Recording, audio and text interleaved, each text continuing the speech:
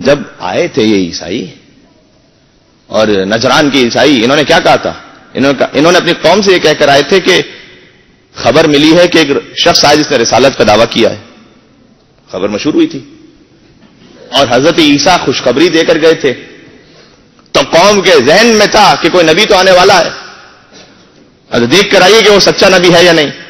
تو انہیں خطرہ ہوا کہ اگر قوم چلی گئی تو وہ تو ایمان لے آئے گی، ہم جائیں گے 2-3 دن بحث مباحثہ کر کے واپس آ جائیں گے، اپنی قوم سے کہیں گے جناب ہم بحث کر کے آ گئے، ہم مطمئن نہیں ہوئے، معاملہ ختم ہو جائے گا. پہلے دن جب پہنچے تو پہلے دن پہنچ کر انہوں نے کہا کہ ہم نجران کے عیسائی پادری ہیں. حضور نے جانتے کیا جملہ کہا؟ کہ اچھا تم میں کوئی عیسیٰ کی علامت تو نظر نہیں آتی مجھے. اللہ اکبر. بھائی عیسیٰ کا تو زہد و تقویٰ مشہور تھا، تمہارا فاخرانہ لباس دیکھو.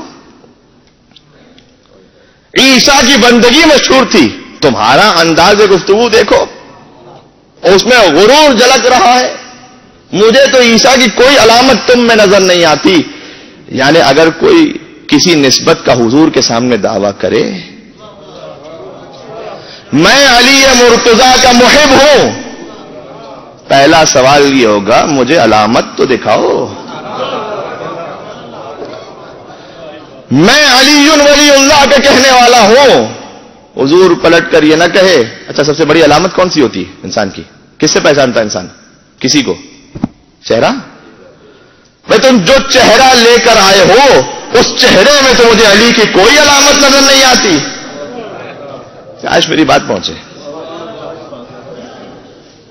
تم چہرہ لے کر آئے ہو اور کہہ رہے ہو کہ میں علی مرتضیٰ کا ماننے والا ہوں، مجھے تمہارے چہرے پہ کوئی علامت علی کی نظر نہیں آتی. علی کا جو چہرہ تھا تمہارا چہرہ ویسا تو ہونا چاہیے، اس میں کچھ مماثلت تو ہونی چاہیے.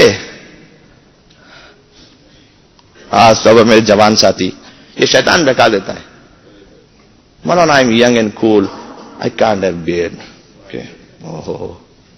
دماغ بڑا چوتھے آسمان پہ پہنچا ہوا ہے آپ کا. آئی کانٹ ہیو بیئرڈ، یہ اچھا نہیں لگتا. شہزادہ علی اکبر کے مصائب میں جوانوں سے کہہ رہا ہوں، ابھی لہٰذا تم کر کے بات کر رہا ہوں کیونکہ میری صنف کے ہیں پھر وہ. کیا تم نے شہزادہ علی اکبر کے مصائب نہیں سنے تھے؟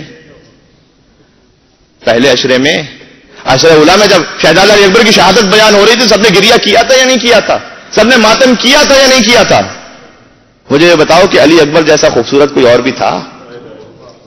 وہ علی اکبر کے جس کے چہرے کو عیسائی عورتوں نے دیکھا تو کہا خدا کرے اس کی ماں زندہ نہ ہو.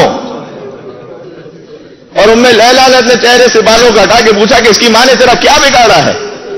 میں منزل مصائب سے کچھ دور ہوں ابھی، لیکن میں مصائب سے پیغام پہنچانا چاہ رہا ہوں. تو اس کی ماں نے تیرا کیا بگاڑا ہے؟ تو بگاڑا کچھ نہیں، لیکن جو مجھے چاند کی طرح لگ رہا ہے وہ ماں کو، ماں نے اس کا سر نیزے پہ کیسے دیکھا ہوگا؟ ام لیلا نے کہا کہ میں اس کی دکھیاری ماں، میں ماں نے یہ غم برداشت کیا ہے حسین ابن علی کے مقصد کی خاطر. تو وہ کہ جو غیروں کی نگاہ میں چاند کا ٹکڑا ہو. میرے جوان سے اتنا بتا دیں اکبر کے چہرے پہ ریش تھی یا نہیں تھی، بس اس سے بڑھ کے میں کچھ کہنا ہی نہیں چاہتا. معاملہ آپ پر چھوڑا. اے نوجوان دوست، وہ دین نہیں، جوانوں سے بات، بزرگوں سے بات ہی نہیں، جوانوں سے خالی. اے نوجوان دوست، وہ دین نہیں جس دین میں عمل پہ کامل یقین نہیں. اکبر کے ریش تھی، تجھے داڑھی ہے ناگوار، لیلا کے چاند سے تو زیادہ حسین نہیں. اللہ اکبر. کہ تجھ میں تو علامت ہی نظر نہیں آتی.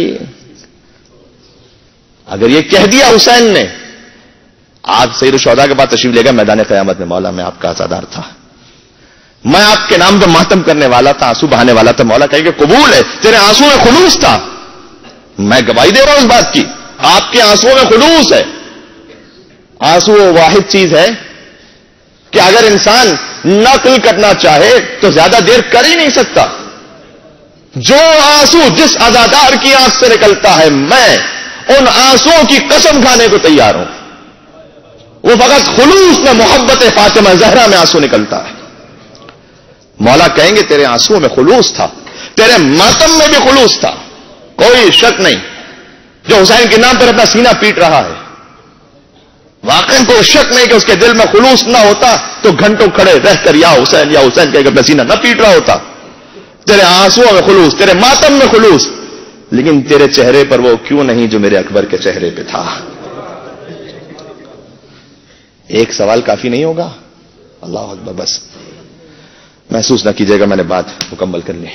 برحمتك يا أرحم الراحمين وصلى الله على محمد وآله الطاهرين.